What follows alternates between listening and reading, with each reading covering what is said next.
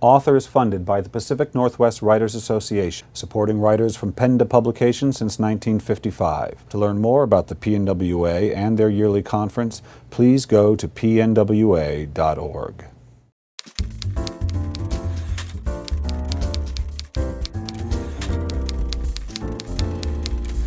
Hello, this is Brian Mercer for Author. Today I'm sitting with John Green, author of The Fault in Our Stars. John, welcome to Author. Oh, thanks for having me.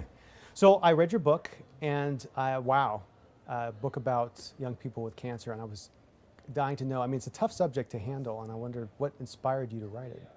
Well, I worked as a student chaplain at a children's hospital about 12 years ago, and I knew a lot of young people with cancer then, and so that was sort of the initial inspiration, but could never really find a way into the story. I kept trying to write it over and over and over again for almost 10 years.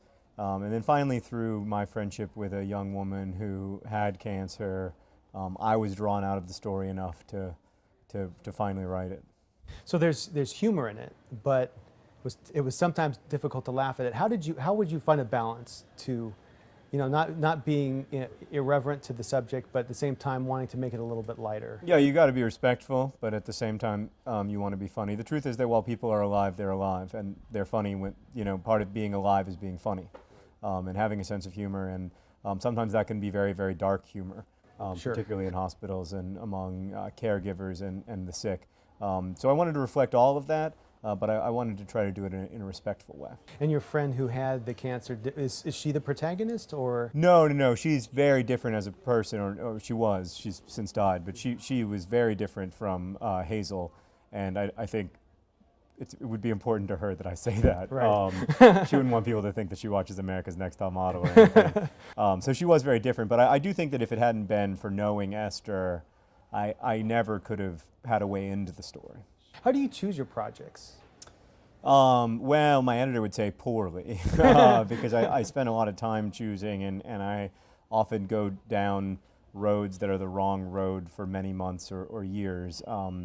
But in the end, I'm always trying to work on the story that I think at that moment will be the most rewarding for my readers. I try to focus on giving a gift to them instead of just thinking about what I want to do. Sure. But there's a balance, don't you think? Because it isn't difficult to, if you're thinking too much about the audience, does it stifle what you want to do? Yeah, definitely. I can't feel like the audience is looking over my shoulder. Right. I never want that feeling, and when I have that feeling, I can't write well. And I can't be focused on the marketplace or think like, oh, this is a commercial idea or isn't a commercial idea. Those are the wrong things to be worried about, in my opinion. Right. So I have to, but if I'm trying to make a gift for someone, then I'm not thinking about the market. I'm not thinking about any of that, and so that's what works for me.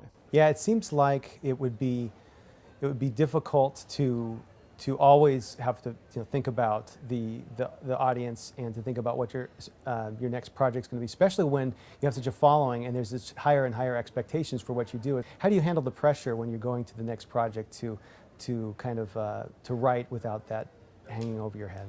Well, it is different, but at the same time, I try to be conscious of the fact that it's a great gift. It's a great gift to have readers. It's a great gift to know that the next book that I write will have readers, right. That it will get published.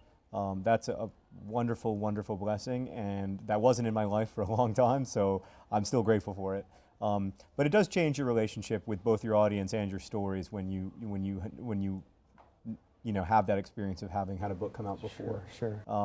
And as far as how I manage the pressure, primarily by trying to be focus on the writing instead of anything else. Yeah, I found it surprising. I was the only one, I think, who didn't guess the ending. Oh yeah. of that.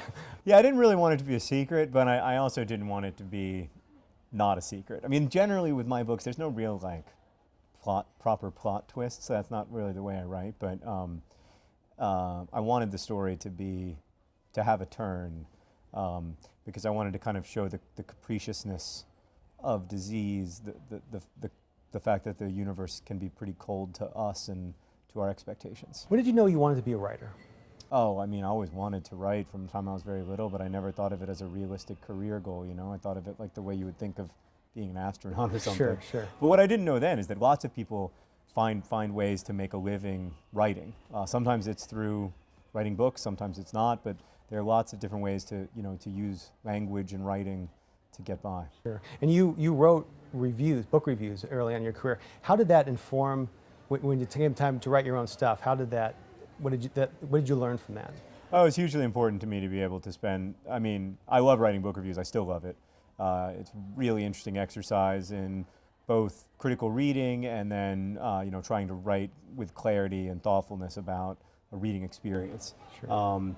So I really love it, but just in terms of brute numbers, I read hundreds and hundreds of books every year when I was working as a reviewer, and that was huge because before that, without that, I wouldn't have 1,000 young adult novels in the back of my mind when I'm writing. I want to ask you about your vlog, because it's hugely successful, and there's a big, emphasis for authors now to publicize themselves on the internet. What do you think? Could you speak to that a little bit? And what do you think is the reason for the success of the vlog? I don't know. The videos are successful primarily because we got in early, to be honest with you. We started making videos at the beginning of 2007 when it was a less crowded medium than it is now, and we were able to connect directly with our audience, and it just built organically. As far as publicizing yourself goes, there is a lot of pressure for that for authors. I think the truth is you have to do what you find interesting.